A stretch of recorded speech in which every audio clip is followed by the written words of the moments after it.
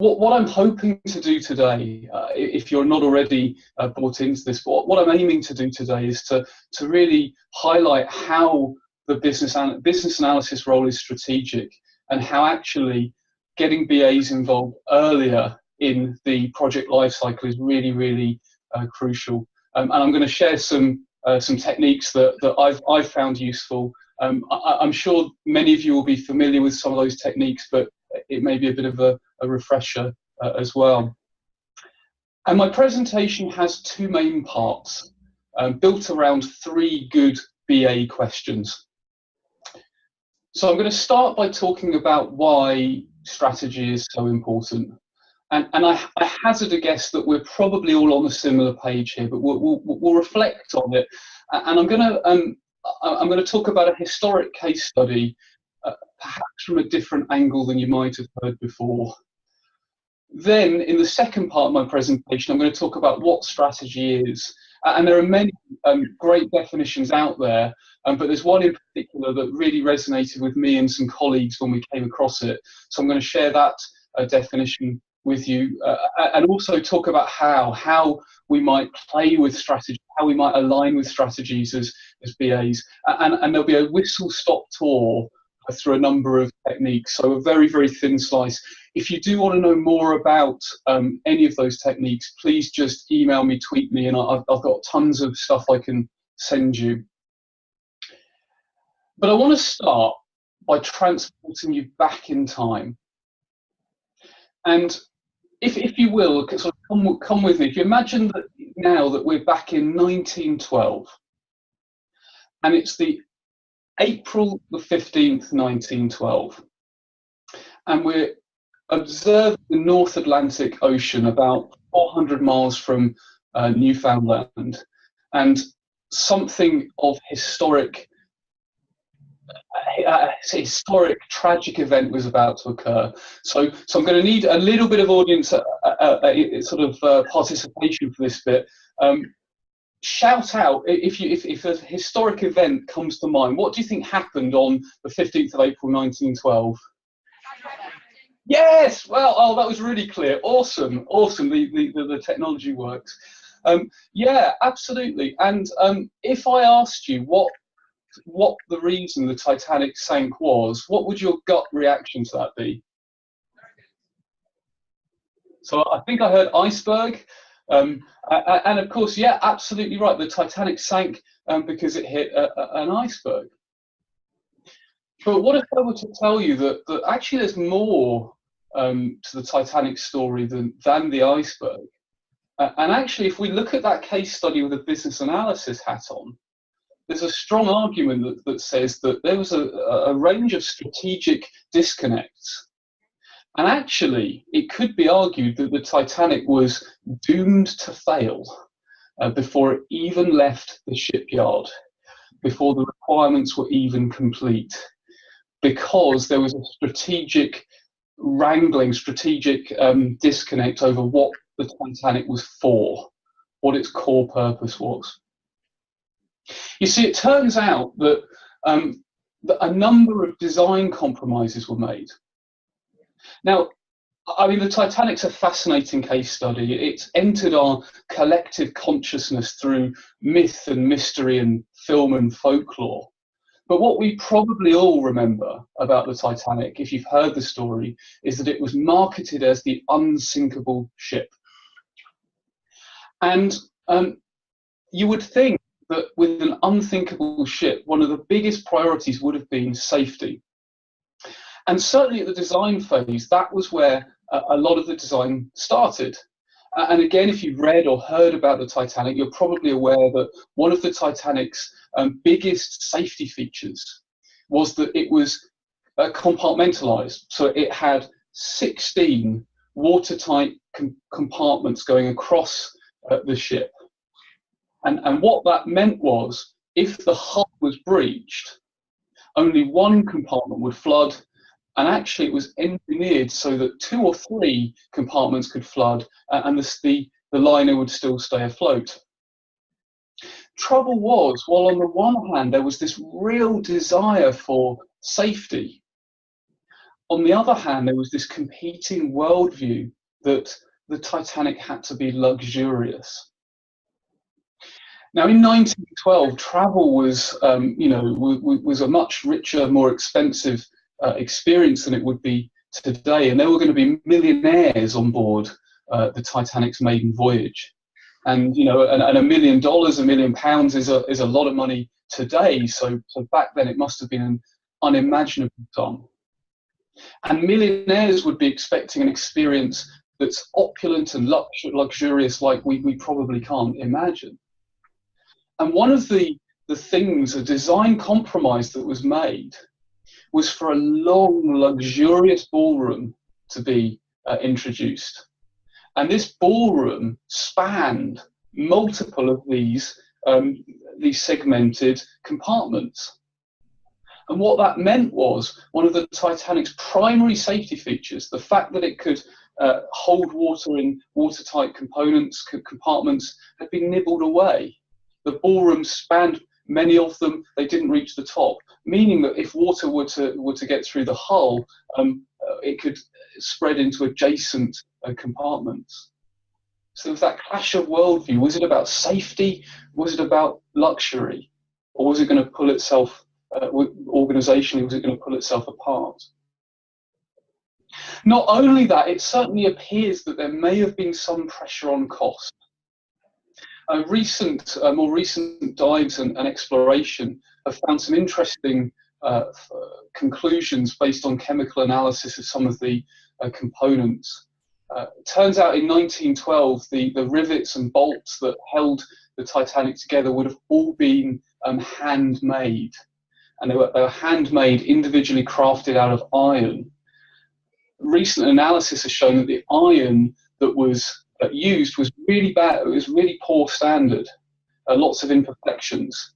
And it turns out the thing that happens with poor quality iron is when you hit it, it shatters. See, we've now got a situation where the design, the key safety feature has sort of been designed away through that need for luxury, and perhaps through a desire to save costs, the very thing holding those watertight compartments together is brittle and will shatter upon impact. Not only that, it's been suggested that there was a pressure for on-time arrival. The real irony was, cruel irony, that they cancelled the lifeboat drills to practice an evacuation in Southampton, probably because they were so confident about the unsinkableness of the ship. But also it's recorded that the Titanic was going very fast through treacherous waters, certainly far faster than would have been considered safe at the time. But probably most astonishing is that the Titanic warned about the ice. In actual fact, the Titanic had one of the most technically sophisticated radio telegraphy systems of its era. It could hear, relay, and respond to messages from many other ships in the local area. And when it was in range of land, it could get messages back to the land as well. But again, there was a kind of clash of worldviews over what that communication technology was for. It wasn't operated by the White Star Line that ran the Titanic. It was operated by Marconi, a private company that provided telegraphy engineers. And they had conflicting priorities, because on the one hand, they were looking to get warnings to the bridge so that the captain could read about them. But on the other hand, another part of their job was relaying commercial traffic. And it turns out that in 1912, if you were a millionaire on board a cruise ship, a quite common hobby was to send telegrams to friends and family back home, presumably saying how wonderful the ballroom was and how nice the food was or whatever. And no fewer than six warning messages were received in the 24 hours leading up to those tragic and fateful events in 1912. But it's been suggested that not all 6 got to the captain. the really cruel irony, the final message that the Titanic would have received gave it specific coordinates about where the ice field was that eventually sank it.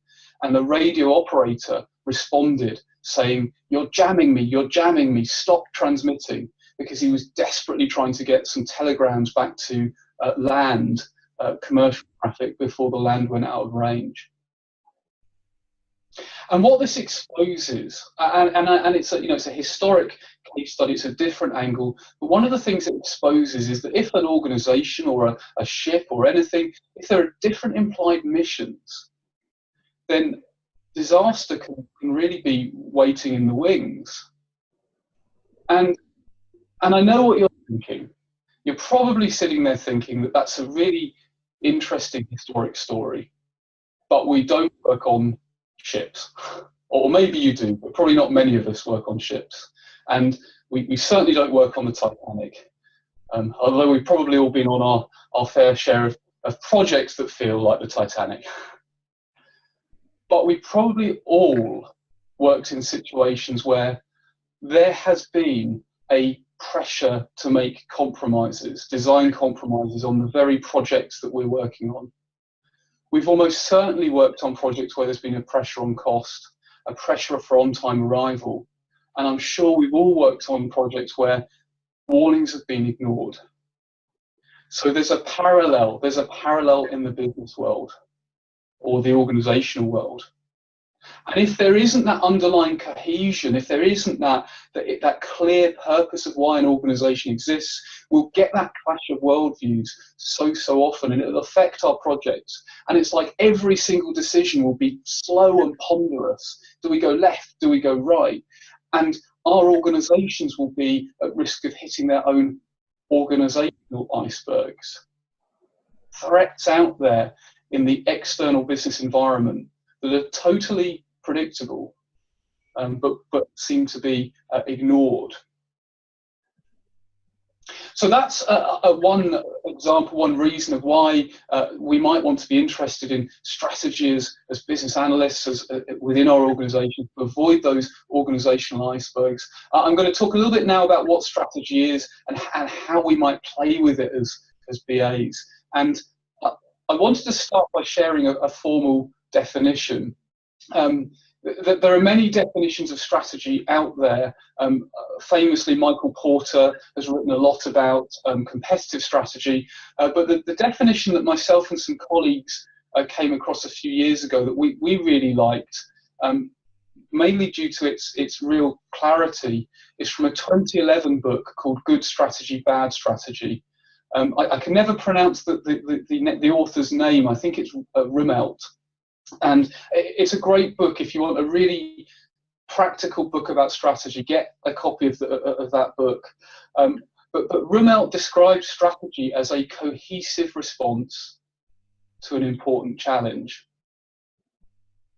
And as BAs, we could have a good debate around that definition. We could ask whether there's always a challenge. But I think what's really important is that cohesiveness. There's a whole coordinated set of actions that the organisation is pushing in one direction, and that our projects and programs and portfolios all feed into that. He goes on to say that unlike a standalone decisional goal, a strategy is a coherent set of analyses, concepts, policies, arguments, and actions that respond to a high-stakes challenge. And when you start to wrap that definition, you think, well, analyses, that's kind of what we do as BAs. Concepts, where we develop all sorts of concept models. Policies, we get involved with business rules and policies. Arguments, all of these things. It's starting to really feel like it's really hooked into what we do as BAs. And clearly, if there isn't that underlying vision mission, then the organisation might pull itself apart. Now, before we go on, and I talk about a few models, I wanted to give another smaller example of what can happen when strategy is unclear. Because clearly there are like Titanic type tragedies and massive organisational failures. But if strategy isn't clear, you get smaller, lots of smaller but significant problems. And in my day job, I do a lot of facilitation, and a while back I was facilitating a meeting for a client, and I had a common problem where I could get all of the stakeholders' time, a common time with them, but the client didn't have a meeting room available at that same time. So I did what I suspect many of us may do in that situation. I hired a meeting room for the 3 days in a local hotel. And I won't tell you which brand of hotel it was, but it's an international brand that you'd undoubtedly recognise. And if you were to look at their global mission vision, it would be something about excellent customer service and making people feel at home. And I rocked up to the hotel on the first day. I went to reception, and I was greeted by the most enthusiastic reception I have ever met in my life. And it was a raining, dreary morning, so this was really welcome. And she was great. She showed me to the meeting room that I had booked for 3 days. It was a 3-day meeting. She gave me the keys. She made sure the projector was working. And I asked the receptionist, can I keep these keys? Because, it's quite a controversial, confidential meeting. We'd really like to leave some flip charts there. And she was like, sure, Adrian, really keep the keys. All that we ask is, tomorrow, when you come in, could you just let reception know that you're here, so we know you're in the building? And I was like, okay, fine. So first day of the workshop happens, and it goes really well. The stakeholders leave. I'm writing up until, 8 p.m. in the evening. I say goodbye to the receptionist on the way out. Next morning, I sort of rock up early again. I come to the reception, expecting to see my enthusiastic receptionist.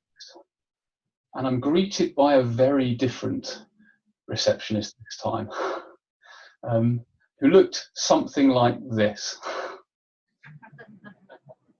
I'm not sure if you've ever seen that receptionist, or a receptionist like her.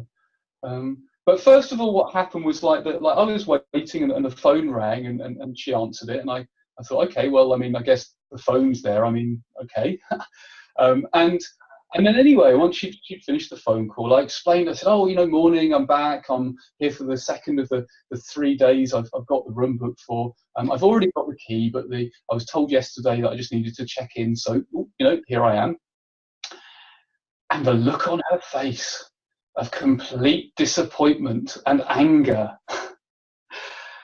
And she explained to me, she said, no, you're not allowed to keep the key. In fact, she said, we have a process whereby we record everybody that tries to steal our keys, and your name is now on that list, and if you ever come to do business with this hotel again, we will not trust you with any one of our keys. And I was sitting there stunned. But I did what any good British person would do in that situation. And I don't know culturally how things are in South Africa, but in the UK, what we do in situations like that is we apologise. We apologise and start to feel slightly passive aggressive inside. It's a very British keep calm and carry on type of ethos. And anyway, so I was there feeling really, really weird about this whole key situation. And I don't really blame her. It's kind of interesting. I can't remember the exact words she used, but I can really remember how she made me feel. And those small moments of truth, I don't blame that receptionist. It's probably that some middle manager somewhere was telling their staff, we've got this ridiculous KPI about keys, so make sure you don't let them leave your site. And they were trying to save money on replacement keys or whatever. But in doing that, they were jeopardizing the whole customer experience and jeopardizing that clear link to providing good customer experience for the strategic goal. So you get those misalignments. And one of the key tools, or a key tool that we can use to try and and understand that alignment and how our projects fit to it is a good old tool, a good old technique called VMOST. And you may well have seen this before. In fact, calling this a technique is almost too grand. It's really just a useful acronym, a mnemonic. And VMOST stands for Vision, Mission, Objective, Strategy, Tactics. And the idea is at the sort of top of the hierarchy, the strategic hierarchy, organizations ought to have a vision and a mission. There's a lot of good debate in the business community about the difference between a vision and a mission. I mean, for what it's worth, my take on it is a mission is like a core purpose, and it probably doesn't change very often. A vision is an envisioned future state, somewhere that the organization is trying to get to. It might be very lofty, it might be long term, but it could change more frequently. And the thing is, these things need to be clear, concise, repeatable. They've really got to speak to people. People have really got to identify with them. But they're probably quite aspirational, quite woolly. So what organizations rightly do is define objectives which are more precise, they're specific, achievable, realistic, and they start to set the scene on the type of things that the organization values, the kind of things that it measures. But those objectives are achieved through normally a series of strategic themes, strategic pillars. They're normally quite broad, and where the rubber meets the road, as our US colleagues would say, are the tactics. And these are the individual actions, granular projects that need to happen in order to support that strategy. I mean, that might sound a bit abstract, so I'll talk through an example. An organization that we're probably all familiar with, we know and love, is IIBA. And the International Institute for Business Analysis has a global core purpose and mission of uniting a community of business professionals to deliver better business outcomes. And that tells you a lot about what IIBA is aiming to do. It's bringing people like us together to share knowledge, and not just BAs, but within a bigger ecosystem. If you take the UK chapter as an example, well, we have a whole set of objectives. So we're running 24 events this year. We're running 9 virtual events. We're collaborating on the BA conference Europe, and those are measurable objectives. We're aiming for 1,000 members by the end of the year. But that doesn't tell us sort of how we're going to get there. So we have a number of strategic pillars beneath that. So, for example, to grow our membership, one of our strategic pillars is around collaborating with like-minded organisations. So in the UK, the BCS is a dominant player, so we collaborate, we can start to cross-pollinate, to run events, to be able to run so many events, we have a regional strategy with regional volunteers. And of course, there are tactics, there are projects that underpin all of that need to actually happen. So if you visualize this differently, if you visualize it as kind of like a rocket, and my PowerPoint skills, this was the closest I could get to a rocket on PowerPoint. So imagine this looks a bit more rockety.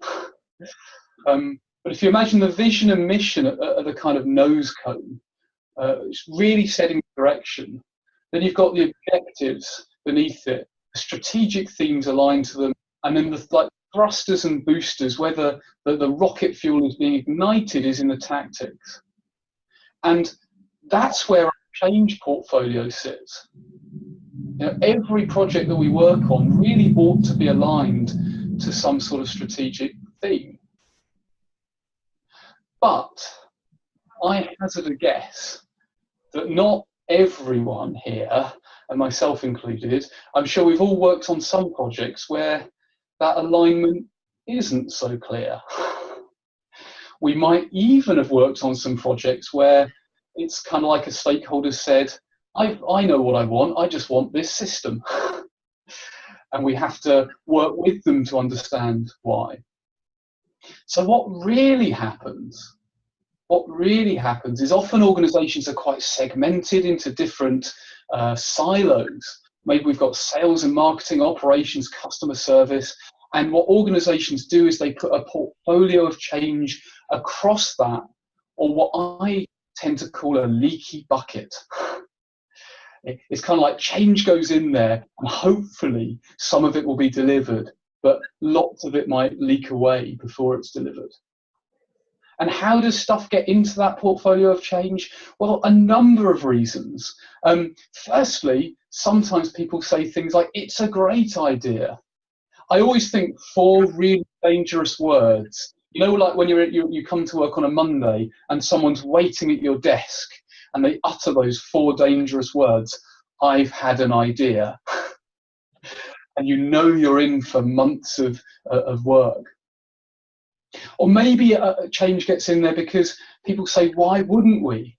You know those no-brainer ideas?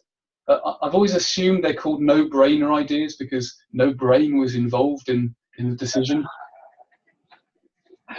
Or sometimes, like, we've chosen a vendor. Anyone ever had that? Where, like, you sort of, oh, well, we've decided we want XYZ system. The vendor's coming in tomorrow, so can you facilitate? And you're there thinking, I think we might have got this in the wrong order. Or the boss says, or our client wants, and the trump card is, and we have a business case. And I'm not for one moment arguing against the need for business cases. All right, they're so important. They're really, really important. But I kind of feel we've bonded a little bit in this last, like, 15 minutes, half hour. So letting you into a secret, or a secret we'll probably all agree on, I think some business cases are a complete work of fiction. And that's probably the case some of the time. And you know, and we've got a duty as BAs to point that out. Is the serious nature of that is actually, if we see a business case that's a complete work of fiction, we're really well aligned to show that. Ultimately, it's the sponsor's decision, but we can help her or him make an informed decision.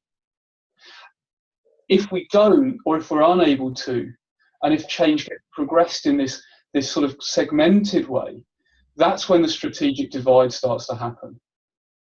You've got people on one side who are saying, well, we want these lofty goals like great customer service.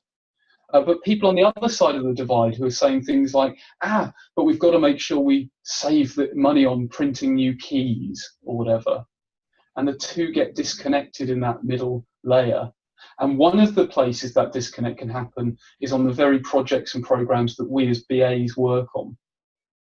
So what can we do? The great news is there's a lot we can do, probably a lot that everyone in this room already does. That's one of the many cool things about being a BA. We really can move the needle in terms of organisational and strategic effectiveness. Before I share a few tools, techniques, a ponder point, a question, bringing back that nautical theme, is when you're thinking about strategy, or when we're thinking about strategy, it's worth thinking about what kind of ship you're on. And kind of bear with me with this analogy. So some of us might have the luxury of working on a cruise ship. I mean, not an actual cruise ship. I mean, if you do, you're really lucky. But what I mean is, like, if you think about a cruise ships generally sail in predictable waters. They have a roster of where they're departing from, where they're arriving. They probably don't sail in pirate-infested water, and it's probably relatively safe and predictable. And there might be some of us that work in business environments that are like that, where the business environment is quite slow to move, slow to adapt. And that allows a certain type of strategic planning to happen. You know, you can plan further out. But probably in reality, fewer and fewer of us are in that place. You know, even in conservative, what would have once been considered slow-moving industries, you know, there have been modern disruptive technologies, these sorts of things. And if you imagine a spectrum, if that's at one end of the spectrum, well, at the other end of the spectrum would be like, you know, like Christopher Columbus or an explorer who's kind of saying, you know, come on board, we're going to try and find, you know, America. Don't know how long it's going to take. We're just going to head off in the direction where we think it is. And that's a very different type of organization. And on the really extreme end would be a startup, where we've got an idea, but we're going to pivot, and we're going to pivot and change and adapt to the environment. And it's kind of worth thinking about where your organization is on that spectrum. Is it? Can it really know where it's going? Is the future knowable, or is it pivoting, or is it somewhere in between? Because the kind of strategic timelines are going to differ. So hold that thought in mind. When we think about strategy, kind of taking that definition of strategy that I projected earlier, and putting it into a diagram, because I know as BAs we all love a picture, or certainly I love a picture. Really, if you think about that definition, it's about taking a current state. The organization is somewhere at the moment, that there's somewhere that it needs to get to, and the strategy, or many strategies, are ways of getting there. But then you think about what we do as BAs, and well, actually as BAs we take a current state, and normally the current state when we're speaking to stakeholders is really gloomy. It's like people tell us about all the problems with the systems and processes, and it's awful, and they tell us about the future state, and it's going to be sunny and it's amazing, and there's a silver bullet that's going to solve everything. And we talk about implementing change. But that change really is a change strategy. And one of the things that's really nice, for those of you that have been through the Business Analysis Body of Knowledge, the BABOK Guide version 3, if you haven't read it, it's a significant improvement, in my opinion, over version 2. One of the really nice things is that BABOK 3 acknowledges it and calls this a change strategy. So that the industry is really gravitating towards business analysis as a strategic role. And of course, if we're helping align those change strategies to deliver them, then we're helping our organizations avoid that organizational iceberg. So in terms of strategic models, I've got a couple to share with you. Just a little story before I do that. You probably don't know, there's no reason why you would know, but I spent a year of my life growing up in Rochester, Minnesota, in one of the northern states of the United States of America. And this is actually a picture. If you were to zoom in, you can see a very young me boarding the school bus to Hoover Elementary School in this picture. And I was back in Minnesota with work, and I was really, really keen to get back to Rochester. I was in Minneapolis, the capital city, with work. It's quite a way away from Rochester, but I wanted to get back to see if my school was still there, to have a look at my old house and stuff like this. And if you've been to the US, you probably know it's really hard to get anywhere without a car. So I did what any responsible driver would do. I downloaded, because I've never driven in the US before, I downloaded a copy of the Minnesota Driver's Manual. And I kid you not, it's a fascinating read. Like seriously, if you've got 10 minutes, download it. You can get the PDF. It's fascinating. And I don't know about you, but I see business analysis everywhere. It's like I can't turn off the BA in me. And there was this mnemonic that leapt out at me when I was reading this driver's manual. And in the UK, when we're learning to drive, there's a mnemonic that gets drummed into us, which is MSM. MSM, I can still hear my driving instructor saying it, MSM, which is mirror, signal, maneuver. In Minnesota, they have SIPD, which stands for scan, identify, predict, decide, execute. And I was reading through this and I was thinking, that's a pretty good high-level strategic model. Because actually, if you think about it, what organizations and what we as BAs should help contribute to is organizations ought to be scanning their environment, looking for opportunities and threats. identifying the areas and the initiatives where they want to make a difference, predicting what the market's going to do to the extent that they can predict it, then deciding, and then executing. And when you think about strategic failures, it's almost like the failure happens somewhere between the P and the D. You know, sometimes what happens is people make decisions before doing the scan, identify, predict. And that's often the kind of, well, you know, well, we've seen this big shiny silver bullet, now go implement it. But if you think about that, you know, if you put that in the context of driving a car, that's a bit like making a decision before you look. And if you come to a busy junction and just think, I'm going to turn right, I won't look, probably not going to end well. But conversely, if you scan, identify, predict, but don't decide or execute, then that's akin to coming to a busy junction thinking, I need to brake now, but not actually applying the brakes. So that whole connection between the analysis and then the execution is so, so key. And that's potentially where some organizations and projects go wrong. So, I mean, I mentioned that in passing. A more formal way of talking about strategy analysis, and this is slightly adapted from BA Book version 3, is this one here. So we start by aligning whatever we're doing to the VMOS. It's so important as BAs, I certainly believe, in my opinion, so important that we're aware of our organization's vision mission so that we can align stuff. And the really cool thing is that if there isn't a mission, if there aren't objectives, if the strategy's unclear, we've got the skills to help our organizations define those things, if they'll let us. So if we can't align to it, maybe we can help facilitate and define it. And that's another way of elevating what we do within our organizations, raising the profile.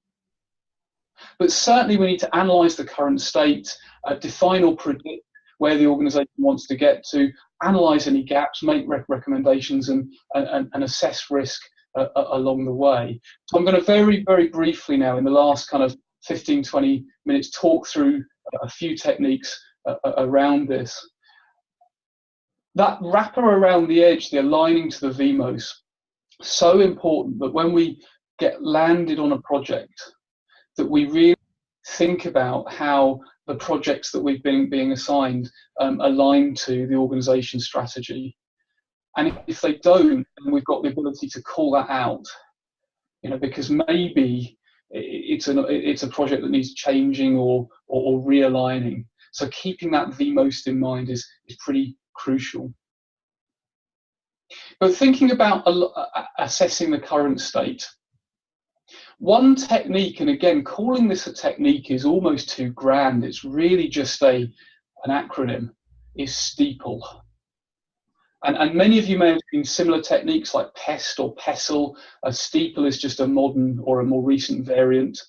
And STEEPLE stands for social, technological, economic, environmental, political, legal, and ethical. And the idea here is we take that holistic view at the business environment or the organizational environment that our ship is sailing in, that our organization is sailing in. And we start to say, well, what social changes are there? You know, maybe if we're a taxi company, the fact that people are more and more being comfortable with apps is a significant thing. Maybe the fact that there's an economic recession or boom or bust or whatever, maybe that affects the kind of projects that we're doing. In the UK, there was a really famous a company called Blockbuster Video, and it was a video rental shop, and it moved into DVD rental, and it eventually just went bankrupt because nobody was renting DVDs anymore. Everyone's streaming on Netflix and things like this. And you kind of think, actually, there's often a whole bunch of icebergs in our organizational environment. And it's like if we were BAs for Blockbuster Video, and someone came across a project to say, well, what we should do is have a self-service checkout so people can rent their DVDs more easily. You might say, okay, we could do that, but actually if the propensity to even rent DVDs is decreasing, isn't that a bit like rearranging the deck chairs on the Titanic? So it's those kinds of conversations we can help nudge. As BAs, we're rarely decision makers, but we can nudge. We can help nudge and help people make some informed decisions. Often when we're assessing the current state, we're looking for a root cause, a root problem, a technique, and this is a technique I personally love. Me and some colleagues use these all the time. Fishbone diagrams, sometimes known as cause and effect or Ishikawa diagrams, after Dr. Ishikawa that created them. And the idea here, you put sort of a supposed statement of problem on the head of the fish, and then you examine it from different angles. A common set of categories are the 4 Ps: policies, procedures, people, and plant or technology, so IT in our world. And you start to look at the first and second level contributing factors. So we might find that if the problem is, in this example, that 60% of customers abandon their application online and ring the call center, well, actually, perhaps a contributing factor to that is it's still a really complex process. It still requires a physical signature. And actually, the IT isn't the root of the problem. It's a procedural problem, or there's a legal constraint or something along those lines. So really useful technique. If you've not come across it before, there's lots of really good reading that I can send you on stuff like this, so just let me know. But one of a technique that it is so I find overwhelmingly useful is the problem statement. And one of the things that's great about a problem statement is its simplicity. So when we want to define where the organization wants to get to, we can do so in a concise and precise way. And there's no right or wrong way of writing a problem statement. This is a way. The problem of some kind of problem is affecting some stakeholders somewhere, the impact of which is some negative impact. A successful solution would deliver some positive outcomes. And this is great, by the way, if you get that situation where someone comes to you with a solution and they're like, well, we just need to buy an app, or we just need to buy this system. Helping them take that step back, dodge that solution illusion. Because in these 4 sentences, what we're doing is establishing what problem we're trying to solve, thinking about the stakeholders who it's affecting, starting to get a sense of why this is a problem that we should address in the first place. There are often many problems in organizations, but we need to put the emphasis where the strategy is and where the value is. And by defining the outcomes that the organization is wanting, we're starting to think about the benefits, how we know when that problem will be solved. So a mini example, putting that in context, if we imagine we were working for a taxi firm, and the owner of that taxi firm is really worried because they're seeing that they're disrupted by new channels and business models, Uber and these sorts of things, and Lyft. Their booking and passenger numbers are dropping, and we have that typical situation. We come in on a Monday morning and there are those dangerous words uttered by an executive sponsor who says, I have an idea, we need an app. And we start to think, okay, well, you could have an app, but I'm not sure whether that's aligned to our strategy. So let's deconstruct it. Let's find out what problem you're trying to solve here. And maybe we find that actually the problem isn't a lack of an app. The problem is increased competition from new channels and competitors and substitutes like Uber, Lyft sharing, these kind of things. We try and find out who it impacts, and we find it's impacting drivers, but also our call center staff, contact center staff. Would have been easy to forget them, but when it's busy, they're overrun. When it's quiet, they're bored. We start to think about the impact, and it's a reductions in bookings, which leads to underutilized cars, drivers. There's a real need to solve this problem. And we start to tap into what a successful outcome would look like. And a successful outcome would protect us from competitive forces, and would allow us to retain and grow our customer base. So even in those 4 lines, we've dodged that solution illusion. We've started to encourage that stakeholder to think more strategically and align to their own strategy. And you can start to imagine a whole range of solutions. You know, an app might be one of them. But you know what? Moving out of the retail taxi market and into business taxi market might be another option, or executive hire or airport runs. We can then ensure that the organisation is making a decision that will really solve the problem, that will really move the needle in terms of organisational effectiveness. A small addition, if you write problem statements, it can be great to add 2 additional lines. And this is sort of colloquially known as a strategic alignment statement, but just add, this aligns with our stated strategy by, and would help us meet our objective of. Then what we're doing is we're starting a project, or even project, with a concise and precise definition of where we're trying to get to, the objectives, and also how it aligns to our strategy. And you can imagine building a business case out of this, and then our requirement cycle becomes easier because we've got that clear alignment. We can build on that further, and a great thing to do is to define the outcomes that we want, imagining that problem or opportunity statement like in the middle of a balanced business scorecard. And this is a traditional balanced business scorecard that's been around since the 80s. Kaplan Norton originally wrote about this thing, asking the question, well, financially, what will change when this problem's solved? Are we looking for increased revenue or avoided cost, or both? And initially we might not be able to put figures on that, but at least knowing, are our stakeholders expecting increased revenue, avoided costs, or something else? Are we all on the same page? That's a really valuable thing that a conversation we can create. What's important from a customer perspective? We might have a critical success factor of excellent customer service, but pinning a key performance indicator onto that, like 97% of customers recommend us, or whatever, or our complaints reduce. Internal processes, what do we need to excel at? If we're Amazon.com, we probably need world-class logistics, and that we might measure that by the number of orders we get out the door, or whatever. The final part of the traditional balanced business scorecard is traditionally learning and growth or innovation. I've bent that slightly to sustain. And what we're saying here is, how do we know that problem stays solved?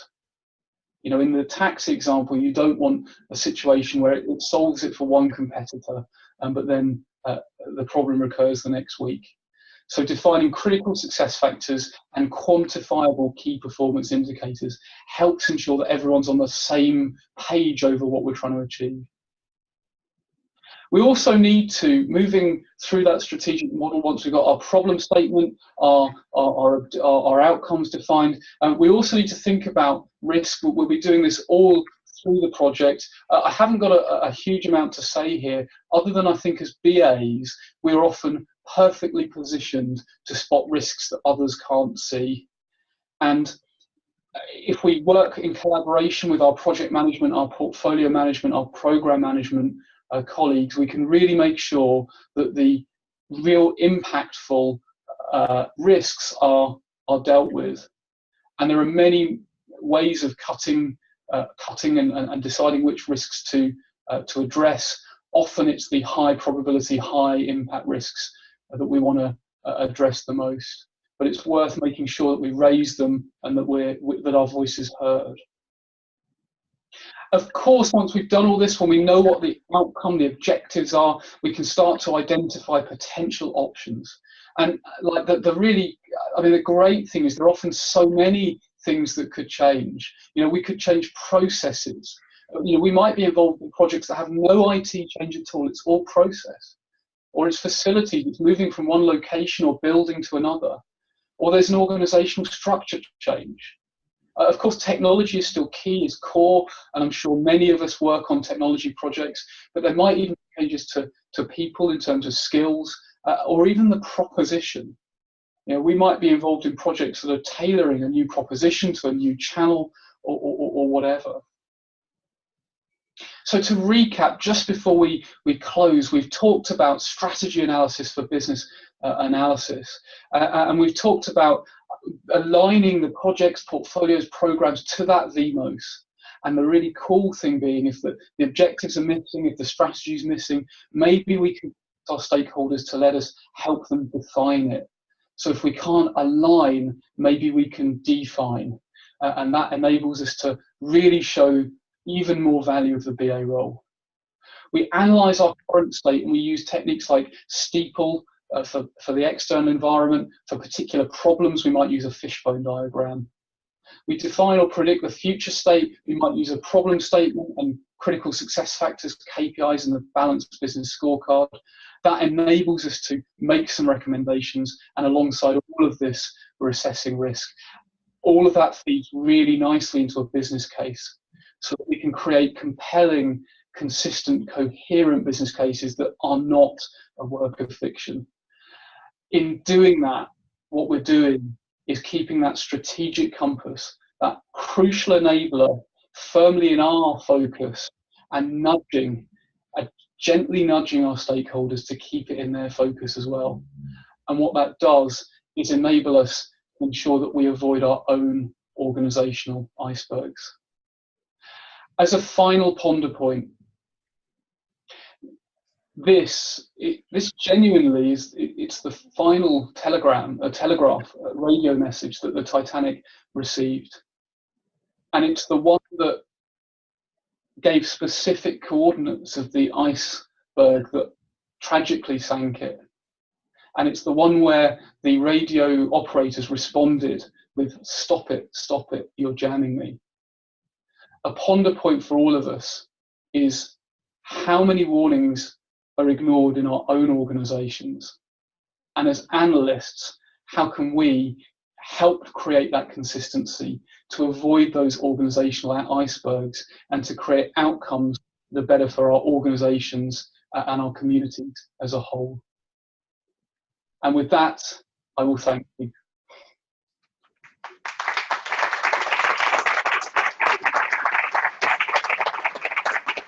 Thanks very much, Adrian. Hey guys, so we're gonna take a short break now, and then we're gonna go and do a little bit of a panel discussion.